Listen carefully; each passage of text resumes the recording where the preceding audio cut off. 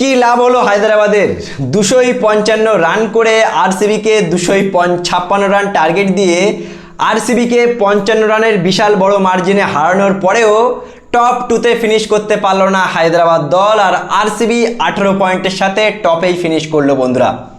বন্ধুরা আরসিবি আরও একটা সিজন 2025-এর পর 2026 তারা আরও একটা সিজন ডমিনেট পারফরমেন্স করে তারা কোয়ালিফায়ার 1 খেলতে যাচ্ছে। আর বন্ধুরা তার মানে পয়েন্ট টেবিলটা তোমরা দেখো, 1 নম্বরে আছে আরসিবি, 2 নম্বরে গুজরাট, 3 নম্বরে হায়দ্রাবাদ।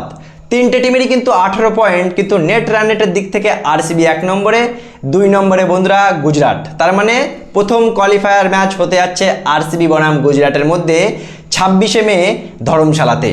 সো বন্ধুরা তৈরি হয়ে যাও তোমরা, প্রথম কোয়ালিফায়ার ম্যাচ মানে গুজরাট মানে বিরাট কোহলি বনাম শুভমান গিলের মধ্যে প্রথম কোয়ালিফায়ার ম্যাচ হতে যাচ্ছে। মানে দুটো টিমই ফাইনালে ওঠার জন্য দুবার সুযোগ পাবে।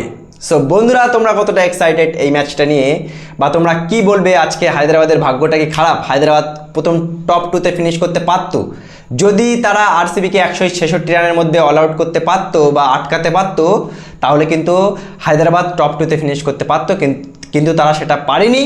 আর আরসিবি হেরে যাওয়ার পরেও টপ 2তেই ফিনিশ করলো। সো বন্ধুরা তাহলে প্রথম কোয়ালিফায়ার ম্যাচ হতে যাচ্ছে কোন টিমের মধ্যে? বিরাট কোহলির আরসিবি বনাম শুভমান গিলের গুজরাটের মধ্যে।